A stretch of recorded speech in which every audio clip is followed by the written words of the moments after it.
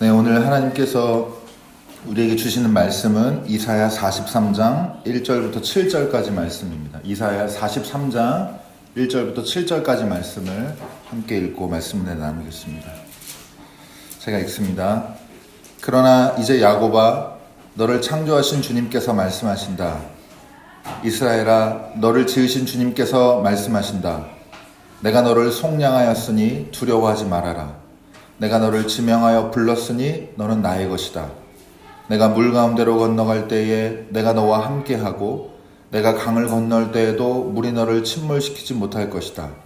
내가 불 속을 걸어가도 그을리지 않을 것이며 불꽃이 너를 태우지 못할 것이다. 나는 주 너의 하나님이다. 이스라엘의 거룩한 하나님이다. 너의 구원자다. 내가 이집트를 속량물로 내주어 너를 구속하겠고 너를 구속하려고 너 대신에 에티오피아와 스바를 내주겠다.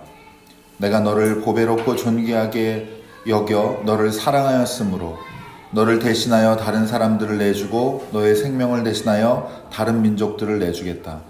내가 너와 함께 있으니 두려워하지 말아라. 내가 동쪽에서 너의 자손을 오게 하며 서쪽에서 너희를 모으겠다. 북쪽에다가 이르기를 그들을 놓아 보내어라 하고 남쪽에다가도 그들을 붙들어 두지 말아라. 나의 아들들을 먼 곳에서부터 오게 하고 나의 딸들을 땅 끝에서부터 오게 하여라. 나의 이름을 부르는 나의 백성, 나에게 영광을 돌리라고 창조한 사람들, 내가 빚어 만든 사람들을 모두 오게 하여라 하고 말하겠다. 이는 하나님의 말씀입니다. 우리 함께 인사하고 말씀 은혜 나누겠습니다. 우리에게는 내일이 있습니다. 오늘은 주연절 첫째 주일입니다. 전통적으로 주연절 첫째 주일은 주님이 세례 받으신 날 기념하는 주님의 수세일로 지키는데요. 올해 우리는 이제 구약 본문을 주로 살펴보기로 했으니까 세례 받으신 주님을 이렇게 한켠에 기억에 남겨두시고 오늘 본문은 이사야 본문을 가지고 주목해서 함께 말씀 살펴보도록 하겠습니다. 말씀의 빛을 통해서 온전한 인간됨을 회복하는 희망의 내일을 여러분 보시기를 주님의 이름으로 축원합니다. 오늘 말씀의 제목은 하나님과 나 그리고 세상입니다. 여러분, 이사야 선지자는 예언자는 북이스라엘이 아수르에게 멸망을 하고 기원전 722년 일인데 그 이후에 이제 100여 년 뒤에 남유다도 바벨론에게 망하게 됐는데 그 남유다가 패망을 향해 점점 그 국운이 다해가던 그런 시대 때 활동한 예언자입니다. 당시 이스라엘은 하나님만을 의지하라는 이제 여러 선지자들, 예언자들의 목소리를 듣지 않고 주변 열강들과 잘못된 어리석은 동맹 정책을 통해서 살 길을 모색하다가 결국에는 이 잘못된 외교 정책으로 바벨론에 의해 나중에 멸망을 하게 됩니다. 이런 상황에서 이사야는 이스라엘의 불순종에 의한 심판, 너네가 어려움을 겪을 거다. 근데 말이 어려움이지 나라가 소멸되는, 진짜 많은 사람을 잃게 되는 이런 아주 극심한 이제 전쟁의 고통을 겪게 되는데 이 얘기를 쭉 하고 그리고 이사야 통해서 미래의 회복에 대해서도 얘기를 하는데 오늘 본문은 미래의 회복에 관해 말씀하시는 그런 본문이라고 생각하시면 되겠습니다. 오늘 본문 이렇게 시작합니다. 내가 너를 속량하였으니 두려워하지 말아라. 내가 너를 지명하여 불렀으니 너는 나의 것이다. 이렇게 말씀하십니다. 여러분 좋아하는 구절이고 많이들 믿음의 어떤 중심으로 삼는 말씀일 겁니다. 이사야 다른 본문에도 나오지만 오늘 43장에도 이렇게 시작을 하는데요. 이제 지명하여 불렀다. 오늘 이거 이해하려고 그러는 겁니다. 지명하여 불렀다는 게 무슨 의미인지.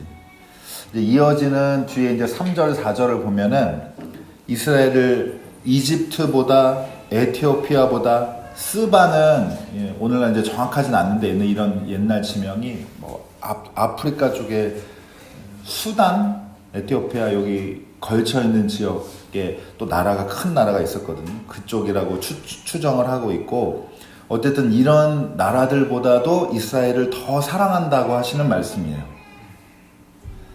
이 말씀은 근데 잘 이해해야 되는데, 여러분, 내가 너 대신에 너를 지명하여 불렀고 너를 불러오게 하고 너한테 미래를 주기 위해서 이집트도 갖다 주고 에티오피아도 주고 이랬다는 얘기잖아요. 근데 이걸 잘 이해해야 된다는 게 무슨 말이냐면, 이집트를 버리고 너를 택할 정도로 그러니까 이집트가 아주 형편없고 이집트는 죽어 마땅해서가 아니라 이집트 같이 크고 귀중한 이 나라들도 너를 사랑하기 위해서는 내가 버릴 수 있을 정도로 이스라엘 너를 사랑한다, 이런 얘기인 겁니다. 당시 이제 이집트와 에티오피아, 그 다음에 스바 이 지역에 있는 세 나라들은 강대국이었어요. 이스라엘은 늘 약소국이었는데 하나님께서는 이스라엘을 그만큼 사랑하셨습니다. 하나님께서 이스라엘을 선택하셨어요. 그래서 계약도 맺으시고 특별한 언약의 관계를 맺게 됐는데, 그렇다면 지명하여 불렀다는 이 말씀을 어떻게 우리가 건강하게 이해를 해야 되느냐, 그리고 하나님이 우리를 지명하여 불러서 생긴 이 관계, 뭐 이전부터 약속이 있었지만 갱신되고 다시 새롭게 쓰여지는 이 관계 역사를 우리가 어떻게 이해를 해야 건강한 이해고, 오늘날 또 어떻게 이 관계를 이해해야 우리 자신을 신앙적으로 성찰할 수가 있느냐, 이런 얘기를 할 건데요. 결론부터 말씀드리면, 이스라엘은 야훼 하나님이 지명하여 부른 특별한 민족이라는 이 귀중한 정체성, 하나님에게 진짜 전폭적으로 사랑받는, 편애하는 하나님이 이 자기네가 그런 민족이라는 그 정체성을 고유한 걸 잘 지키고 유지하지 못하고 자주 죄를 지었습니다. 여러분, 간략하게 구약을 여러 각도로 줄일 수 있지만 한 문장으로 줄이면, 죄 범하면 진짜 큰 심판 받는다고 내내 얘기하지만, 말씀은 그렇게 하시지만 하나님이 끝내 포기하지 못하는 역사의 기록이 구약입니다. 니는 그러다 큰일 난다, 죽는다, 다 잡혀간다, 나라 망한다, 그렇게 경고를 했는데도 불구하고 계속 불순종하는데 하나님이 말씀을 말하자면 말한 대로 지키지 않으시고 어떻게든지 다시 한번 살려보려고, 어떻게든지 다시 한번 언약을 갱신해 보려고 노력하는 애쓰는 역사가 이제 구약의 기록이 다 되어 있습니다. 어떤 죄를 범했냐, 여러 가지가 있지만 아까 하나님만 의지하지 않고 주변의 강국, 특히 이제 북이스라엘은 그러니까 이스라엘이 이집트한테 붙었다가 이렇게 망한 거예요. 근데 어쨌든 그러니까 우리나라도 중국인지 미국인지 잘 선택해야 됩니다. 웃자고 한 얘기니까 또 너무 심하게 받지 마시고. 그러면 근데 대표적으로 꼽을 수 있는 이스라엘의 이 하나님과의 특별한 관계를 오독해가지고 생긴 제일 큰 죄가 뭐냐? 선민의식이에요. 이게 나중에 뭐로 연결되냐 하면 이방인에 대한 배타성으로 표출이 되게 됩니다. 이렇게 왜곡되었어요. 오늘 이제 주제를 벗어나는 내용도 포함하고 있으니까 그냥 간단히만 말씀드리면, 이제 뒤에 신약 성경 우리가 여러 차례 봐서 알겠지만, 하나님께서 이스라엘 민족을 특별히 지명하여 불러서 특별한 관계를 맺고 하나님의 선택받은 민족으로 이렇게 자꾸 길러 나가시고 빚어 가시는데, 이건 왜 그러는 거냐면 나중에는 구원을 이방으로까지 확대하시려고 이렇게 계획을 가지고 계셨는데, 그걸 이스라엘 사람들이 극렬하게 저항합니다. 이해를 못하고. 바울도 처음에는 그런 사람이었잖아요. 이방인한테 그 흘러가는 구원의 그 역사를 어떻게든 그 물줄기를 막아보려고 초기 기독교인들을 박해하고 이러던 사람이었잖아요. 나중에는 이제 다 깨닫고 돌아섰지만, 이렇게 어쨌든 이런 모습이 뒤에 이제 연결이 되는데, 어쨌든 이스라엘은 이 자기네가 지명하여 하나님이 부르신 특별한 민족이다라는 걸 이렇게 왜곡했어요. 그래서 제일 나쁜 방식으로 우리는 특별하다, 이방인들은 다 짐승 같고 우리보다 열등하다, 이런 생각을 갖게 된 것입니다. 여러분, 그러면 이런 말씀을 왜 드리냐면, 우리한테도 어떤 선민의식, 이렇게 부정적인 선민의식 같은 것들이 기독교인한테도 많이 잠재되어 있습니다. 오늘날 기독교인한테도. 우리가 그러니까 우리 요즘 표현으로 하면 기독교는 진리를 가지고 있고 다른 교회 말고 다른 모든 데는 다 지옥 갈 사람들이고, 이런 사고방식 자체가 여러분 지금 다 설명 못하지만 아주 나쁜 방식입니다. 앞으로 이렇게 종교를 이해하고 기독교 신앙 이해하면 선교도 막힐 뿐만 아니라 여러분 아무랑도 대화 못합니다. 이런 나중에 이제 이건 더 상세하게 나누도록 하고요. 어쨌든 우리는 이스라엘의 이런 그 선민의식, 배타적인 이 의식을 이걸 반면교사 삼아서 우리는 건강하게 자의식을 형성해야 되는데, 이제 저도 이제 설교 준비하면서 몇 가지 자료들 찾아보고 또 영상도 보고 그랬는데, 작년에 가을쯤에 조사한 한국 교회 조사한 자료가 있는데, 여러분 기독교인 주는 건 알고 계시죠? 급격히 줍니다. 진짜 급격히 줄고, 코로나 지나고 나서 제가 눈여겨봤던 거는 30, 40대 기독교인들이 절반이 줄었어요. 절반. 그렇게 말하잖아요. 우리 교회는 좀 이상한 교회예요. 이상한 교회고 30, 40대가 제일 많고, 여러 가지만 아무튼 이유가 있을 텐데, 그리고 청년들 많이 떠나고, 그 두 가지가 좀 대표적인 특징인 것 같거든요. 오랫동안 신앙생활 하신 우리 부모님 세대는 웬만한 일 아니고 남아 계십니다. 근데 주일학교 점점 줄고 청소년들 다 떠나고, 청소년은 정말 많이 줄었어요. 그리고 이 청년들도 절반 이상 줄었고, 최근 10년 사이에, 최근 5년 사이에 30, 40대도 마찬가지고 이렇게 되고 있거든요. 그럼 무슨 얘기예요? 그리고 우리 출생률이 지금 1이 안 되잖아요. 그러면 이대로 가만히 100년 되면 100년 후면 어떻게 된다는 얘기예요? 예. 한국이 없어지고 교회도 같이 없어지는 거예요. 한국 교회도. 이거 여러분 진실입니다. 진실이에요. 그럼 이 상황에서 우리가 어떻게 해야 되냐? 그러면 여러분 이거를 우리는 또 부흥을 어떻게 한번 다시 시킬 건가? 방향을 잘못 잡은 것 같아요. 제 생각에는. 여러분 그렇게 가면 안 됩니다. 어떻게 해야 건강하게 우리가 소수를 유지할 수 있냐, 우리 정체성이 뭐냐, 이걸 확고하게 하고 그걸 세상과 잘 건강하게 조율하고 대화할 수 있는 이 건강한 자의식을 갖고 여기서 시작을 해야지, 교회를 포장을 잘해가지고 들어오게 하고 많이 사람들 막 이렇게 불러 모으고 이런 교회는, 여러분 그 대형 교회는 몇 개 살아남을 거예요. 워낙 규모가 크니까. 근데 주변에 어중간한 교회들은 싹 없어질 겁니다. 정말. 굉장히 암울한 예측인데, 여러분 어떤 분한테는 되게, 저도 그렇고 되게 슬픈 예측이거든요. 근데 정직하게 사실이에요. 이렇게 될 거예요. 이미 그렇게 심각하게 그렇게 되고 있고. 자, 그러면 우리는 오늘날 기독교는 어떤 게 문제냐? 청년들 세대가 떠나는 거는 권위주의적이기 때문에 떠나요. 코로나 때 그래서 정말 많이 빠졌습니다. 교회 일은 누가 해요? 중대형 교회? 대부분 봉사는 청년이 하는데 결정 권한은 누구한테 있어요? 5, 6, 70대의 장로님들한테 있단 말이에요. 이게 이제 이 구조적으로 이걸 받아들일 수가 없는 거예요. 그래서 지금도 청년 세대가 잘 되는, 청년 사역이 잘 되는 교회들 얘기 들어보면은 독립적으로 많이 된다고 하더라고요. 청년을 아예. 그리고 30, 40대, 우리 얘기인데요. 30, 40대는 왜 교회 많이 떠날까요? 힘들어서요. 뭐 때문에 힘들어요? 네, 육아 때문에. 육아가 여러분 치명적인 신앙에 아주 결정타를 주는데, 육아 때문에 지쳐가지고 교회 올 생각을 못해요. 네.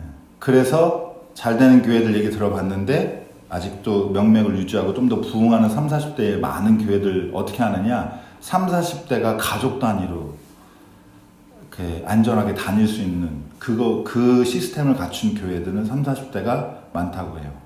우리는 왜? 우리는. 그러니까 이게 고민이 많이 돼요. 고민이 많이 되는데, 부모님이 안 다니니까, 안 다니면 어떻게 돼요? 애들은 안 다녀요. 그리고 이제 설교를 들어서 내가 신앙생활 하겠다 하면요, 교회 안 다녀도 요새 차고 넘칩니다.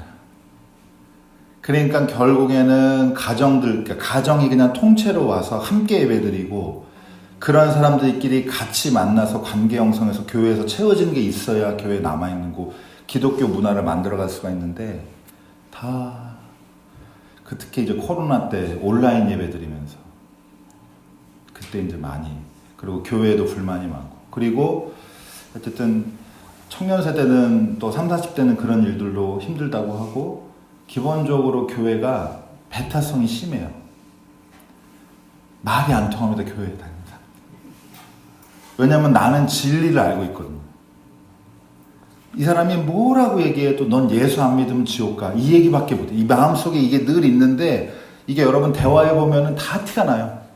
아, 저 사람이 나를 인정 안 하고 존중 안 하는구나 라고 하는 게 비기독교는 기가 막히게 압니다. 이거 결국에는 우린 답이 있다고 생각하고 그러니까 여러분 이거를 어떻게 바꿀 건지 어떻게 건강하게 잘 유지할 건지 이거 우리가 믿는 확신을 떨어뜨리자는 얘기가 아니라 사람들과 소통하기 위해서는 우리가 어떤 태도를 가지고 있어야 돼. 이걸 되게 정리를 잘해야 되는데 이게 이제 쉽지가 않은 거죠.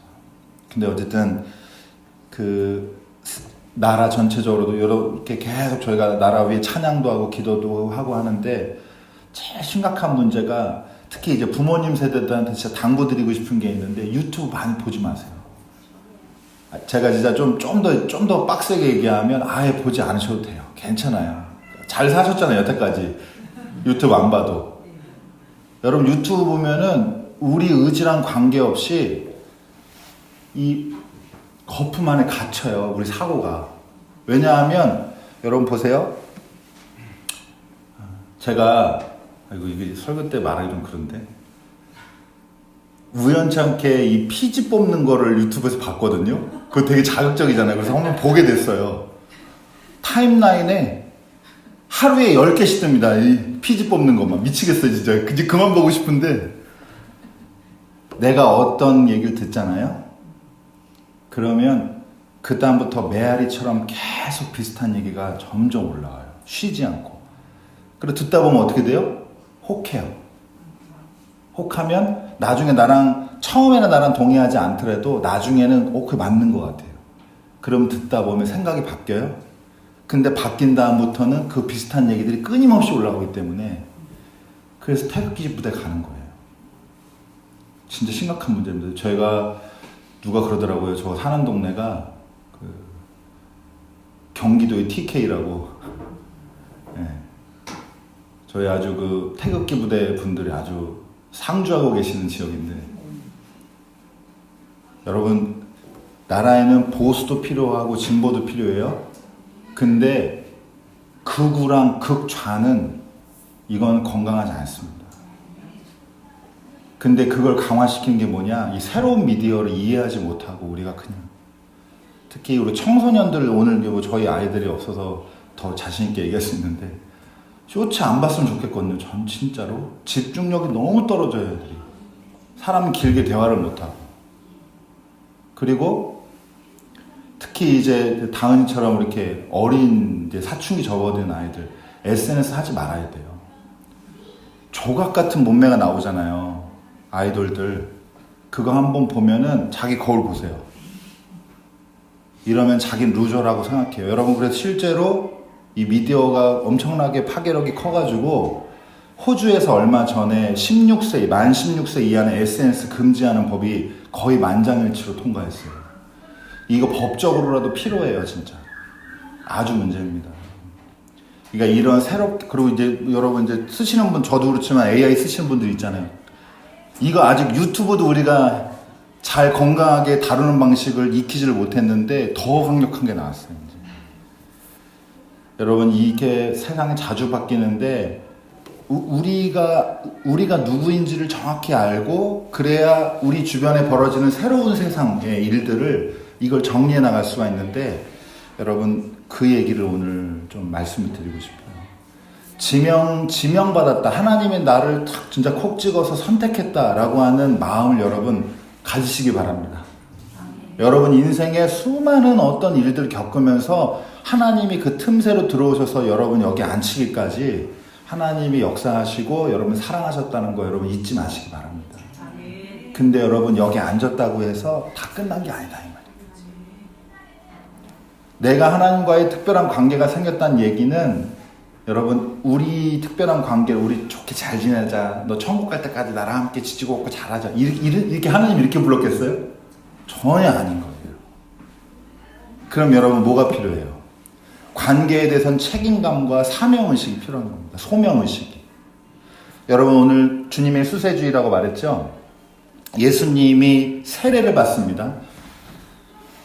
누가복음 오늘 복음서 본문이 누가복음 3장인데 이건 찬송가고요.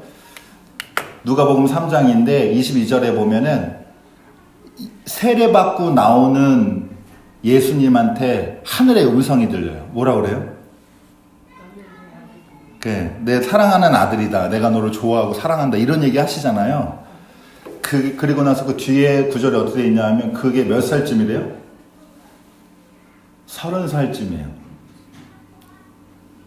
여러분, 그냥 예수님도 한 30살까지는 그냥 사셨어요.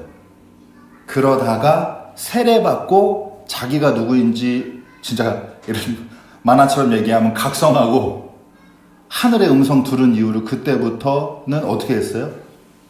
이 세상에 새로운 구원의 길을 개척하려고 자기 인생을 다 갖다 바쳤단 말이죠. 소명을 깨닫고.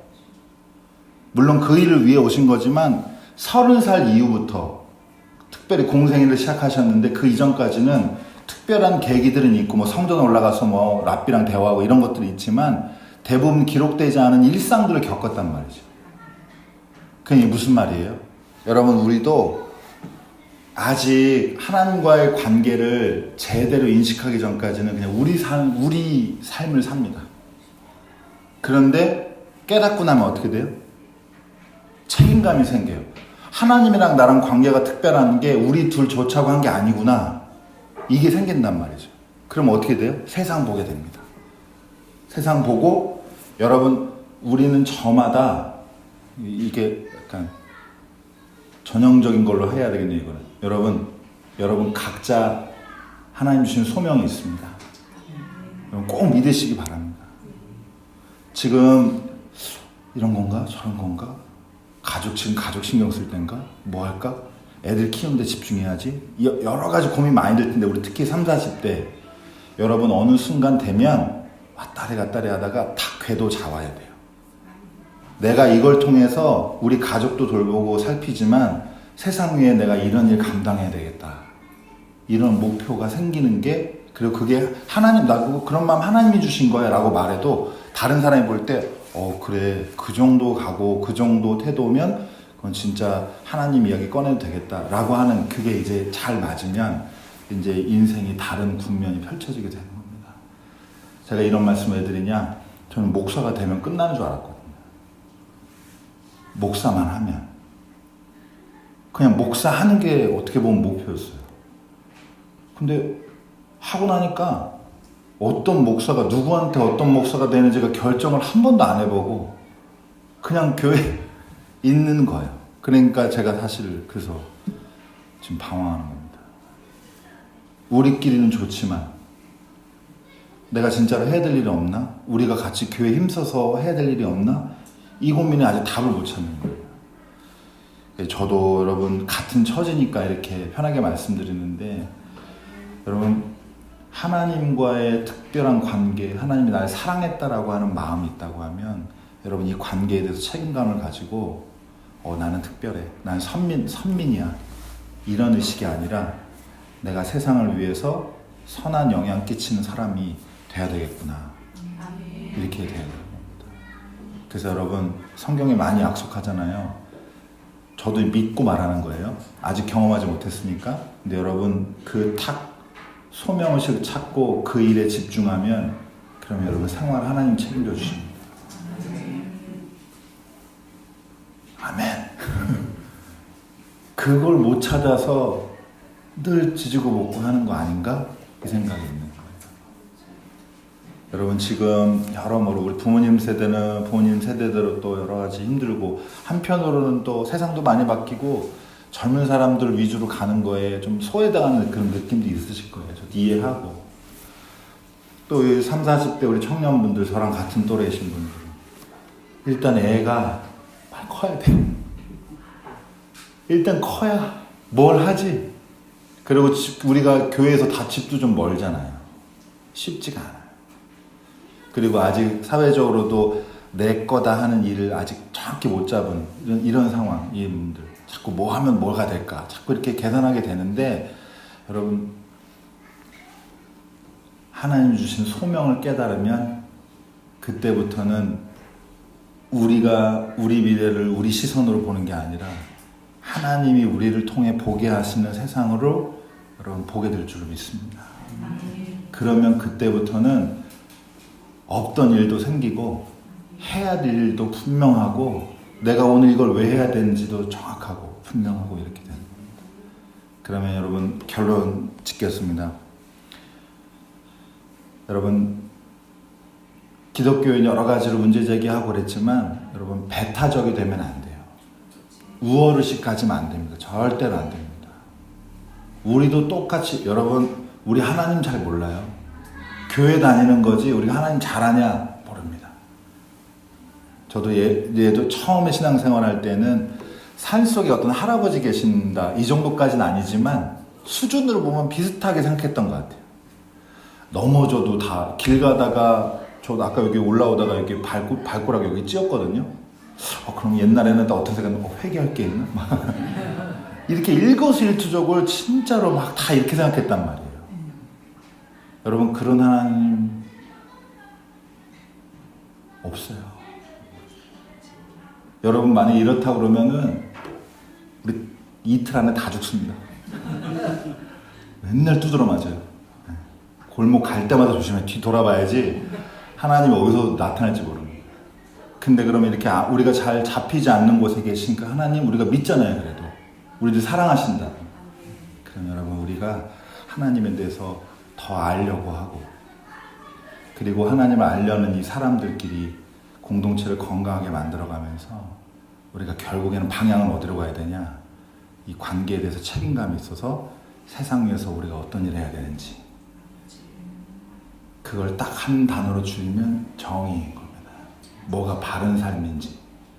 여러분 우리 교회가 그런 일을 감당하게 될 날도 있고 또 그 길 위에서 같이 힘 모아주시기를 주님의 이름으로 축원합니다.